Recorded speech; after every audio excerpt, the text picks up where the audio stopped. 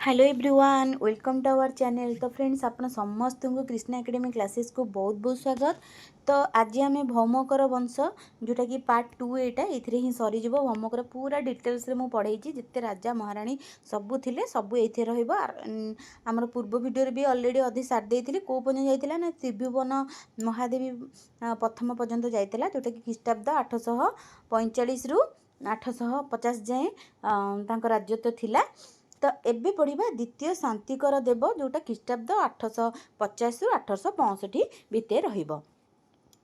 पौत्र शांतिकर देव बयस प्राप्त होगा पर त्रिभुवन महादेवी शासन दायित्व को अपहरण कर निज सिंहासन परित्याग करते। निजर कौन पुत्र संतान नथिले। शांतिकर द्वितीय त्रिभुवन महादेवी कन्या पुत्र थिले। शांतिकर द्वितीय कौन त्राम भट्टा प्रदान जोटा त्राम भट्टा प्रदान कर जना ना किंतु उत्तरदेखी माने त्राम्य अभिलेखारे कीर्तिमान उल्लेख करिसेंती। तापर रहिला अन्य नाम कौन थिला ना लोणभरा बा द्वितीय गयाड़ा। राणीकर नाम हीरा महादेवी थिला।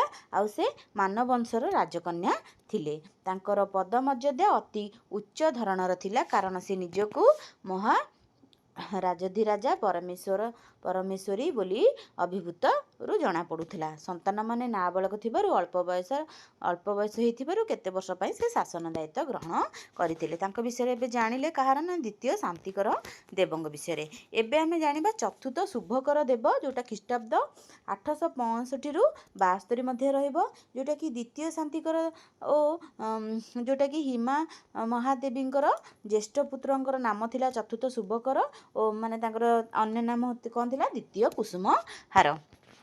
द्वितीय कुसुमहार से कौन थिले से जलचर त्राम शासन प्रदान करथिले। सेथिरे जना जाय जे से दक्षिण तोषालीर मनर विषय अवस्थित जोटा कि अड़ंद्र कोण ग्राम राजा सूर्यपाल जे क्षत्रिय थिले तांको नामर कुलपत्र को से दान सूत्र रे देइथिले।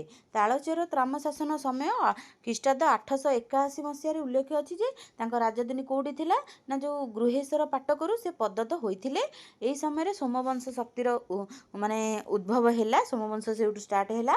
तोषाली राज्य अधिकार करबा तांकर अभिलाष थिला। तेणु से पूर्व भी मुखी अभियान काल रे तांको खंजणी मंडल जो राजा रणभंज सहित युद्ध करबा को पड़िला। काहाकू पड़िथिला ना चतुर्थ शुभकर देवंकर सहित युद्ध करथिले। तापरे जो आमर थिले रणभंज भोग राजवंशर समांत और सामर्थक थिले। तांको राज्य सीमांत अंचल आसीथिबारु भौम राजा उपरे कौनसी आक्रमण प्रतिरोध करबा तांकर नैतिक दायित्व थिला।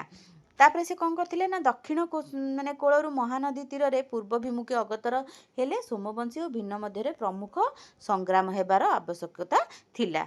भौम वंशर अनरक्त जोटा सामंत रणभंज जनमेजंकर प्रतिरोध कले भीषण युद्ध है और युद्ध रणभंज निहित हेले माने रणभंज कौन है ना हारीगले। सेतले कौन है ना खंजली मंडल अधिकृत होला पर सोमवंशी माने पूर्व दिग को अग्रसर हेले किंतु जनंजय जोटा कि आउ युद्ध करिपार नथिले। कूटनीति साहाय्य से कौन कले भैमराजा को अधिकार करने को उद्यम आरंभ करथिले। दुई राजवंश मध्य एक वैवाहिक संपर्क स्थापित है जोटा कि जनमेजय कन्या पृथ्वी महादेवी और चतुर्थ शुभकर बाहागर होइथिला। शुभकर चतुर्थ अति नर्म और स्वभाव राजा थिले। तांकर अन्य नाम सद्गुण थिला। अनेक सद्गुण तांकर थिला। तापर आसिला आमर तृतीय शिव महादेव। तृतीय शिव महादेव कौन ना चतुर्थ शुभंक देवंकर निसंतान थिबारु से तांको अंत पर सान भाई ललित भाई और तृतीय शिवंकर देव सिंहासन ग्रहण करथिले। ज्येष्ठ भातांक परि से मध्य परम शिवभक्त थिले। परमेश्वर और पर भट्टेकर आदि उत्पादी से धारण करथिले। तांको संतान राजा किए से विनतुंग अनुरोध कर्मे पूर्व राष्ट्र विषय अभिषिक्त मल्लिक ग्राम आ मध्यम खंड विषय अवस्थित सुरुधिपुर ग्राम से बुद्ध भट्टर पूजा अर्चना पाई दान करथिले। को एटा पढ़ी पारे कोथि कि दान करथिले ना भट्टर पूजा अर्चना पाई दान करथिले। से मंदिर निर्माण करथिले अंबु भट्टक। एटा टिके मन रखिबे। यही तथ्य कोठु मिलिथिला ना त्रामचर तामलेखारु संगृहीत होईची 800 ख्रीष्टाब्द 885 रे जयाश्रम बिहार रे त्रामलेखाटी प्रदत्त होइथिला। ବିହାରରେ ହୋଇଥିଲା। ତାପରେ ଆସିଲା କେଉଁଠି ନା ପୃଥ୍ୱୀ ମହାଦେବୀ ଓରଫ ଦ୍ୱିତୀୟ ତ୍ରିଭୁବନ ମହାଦେବୀ, ଯେଉଁଟାକି ଖ୍ରୀଷ୍ଟାବ୍ଦ 890ରୁ ଖ୍ରୀଷ୍ଟାବ୍ଦ 896 ମଧ୍ୟରେ ସେ ଶାସନ କରିଥିଲେ, 6 ବର୍ଷ କରିଥିଲେ। କ'ଣ ହେଇଛି ନା ତୃତୀୟ ଶିବଙ୍କର ଦେବ ଶାସନ କାଳ ବେଶୀ ଦିନ ସ୍ଥାୟୀ ନଥିଲା, ତେଣୁ ତାଙ୍କ ମୃତ୍ୟୁ ପରେ ଚତୁର୍ଥ ଶୁଭଙ୍କର ଦେବ ବିଧବା ରାଣୀ ସିଂହାସନରେ ଅଧିବିଷ୍ଟ ହେଲେ। ସେ ସୋମବଂଶୀ ରାଜକନ୍ୟା ଥିଲେ ଆଉ ଜନ୍ମଜୟ ଓରଫ ଶୋଭାବତୀଙ୍କ କନ୍ୟା ଥିଲେ, ଯେଉଁଟା ସେମାନେ କ'ଣ କରିଥିଲେ, ଯେଉଁ ବିବାହ କରିଥିଲେ। ତେଣୁ କ୍ଷମତାସୀନ ହେଲା ପରେ ତାଙ୍କ କ୍ରିୟା କାଳରେ ସୋମବଂଶମାନଙ୍କ ପାଇଁ ଅନୁକୂଳ ହୋଇଲା।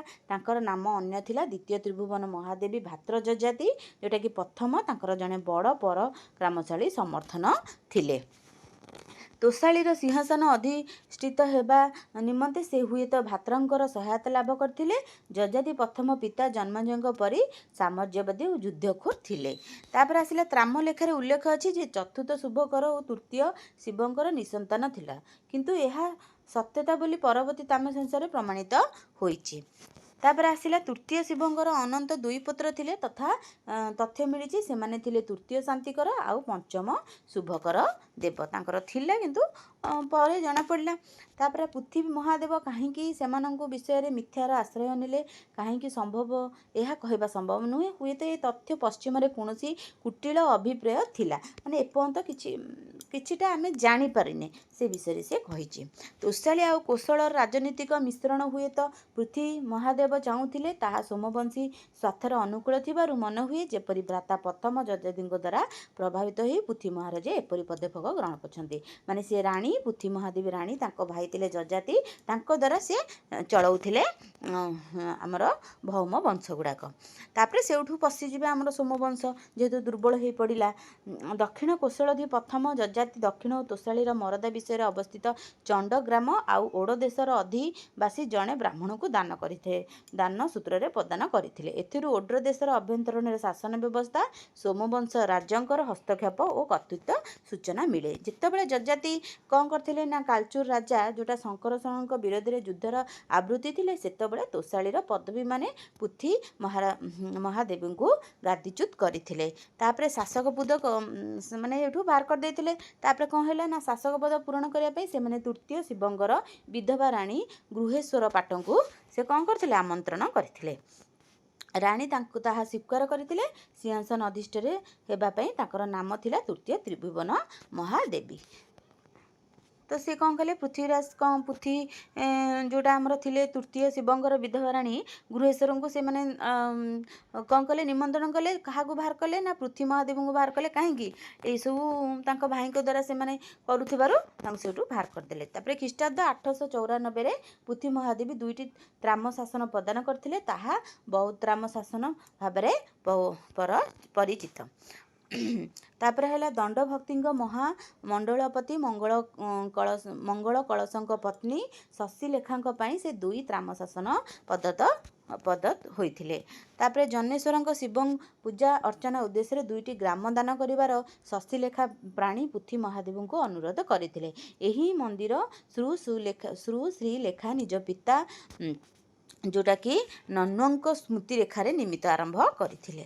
ଏ ବିଷୟରେ ଜାଣିଲେ ତ୍ରିଭୁବନଙ୍କ ବିଷୟରେ। ଏବେ ଜାଣିବା ତ୍ରିଭୁବନ ମହାଦେବୀ ତୃତୀୟ, ଯେଉଁଟାକି 896ରୁ 905 ପର୍ଯ୍ୟନ୍ତ ସେ କ'ଣ କରିଥିଲେ, ଶାସନ କରିଥିଲେ।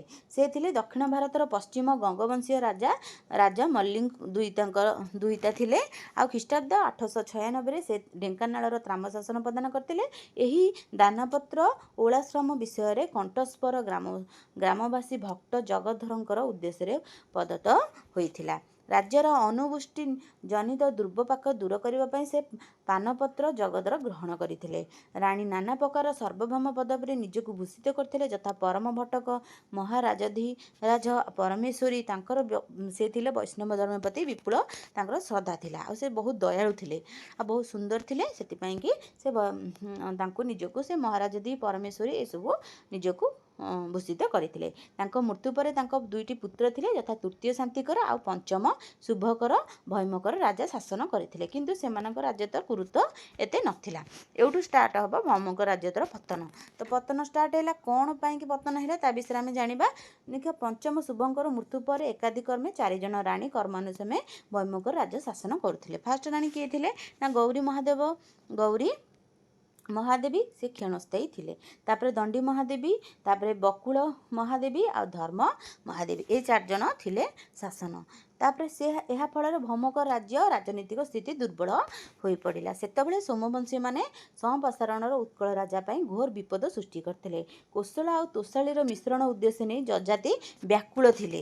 ସେଥିପାଇଁ ପୃଥ୍ୱୀ ମହାରଜୀ ଶାସନ କାଳରେ ତାଙ୍କର ପ୍ରଚେଷ୍ଟା ବିଫଳ ହେବା ପରେ ସେ ପୁଣି ଥରେ ସେ ଦିଗରେ ପଦକ୍ଷେପ ନେଇଥିଲେ। ସମ୍ଭବ ଭୌମକର ବଂଶର ପୁତ୍ର ସନ୍ତାନ ନଥିବା ତାଙ୍କ ପାଇଁ ଈଶ୍ୱର ଅଭିପ୍ରେତ ସୁଯୋଗ ଥିଲା। ତାପରେ ରହିଲା ତୋଷାଳୀରେ ଦୁର୍ବଳ ଶାସନ ଓ ଅସ୍ଥିରତା ଯଯାତିଙ୍କ ପକ୍ଷରେ ସୁସମ୍ବାଦ ଥିଲା ପରି ମନେ ହୁଏ।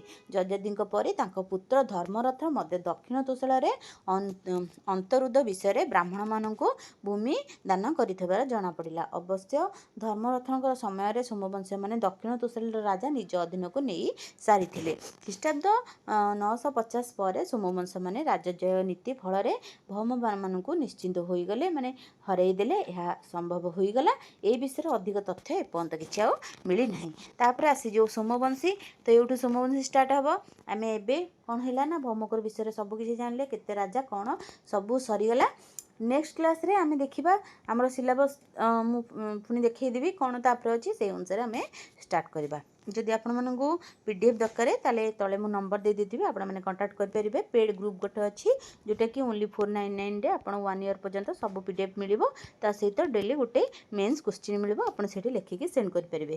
ତ ଭିଡ଼ିଓଟି ଏଇଠି ଏଣ୍ଡ କରିବା। ଯେଉଁମାନଙ୍କୁ ସବସ୍କ୍ରାଇବ୍ କରିନାହାନ୍ତି କରିନିଅନ୍ତୁ, ଆଉ ଯେଉଁମାନେ ଦେଖୁଛନ୍ତି ସେମାନଙ୍କୁ ବହୁତ ବହୁତ ଧନ୍ୟବାଦ। Thank you.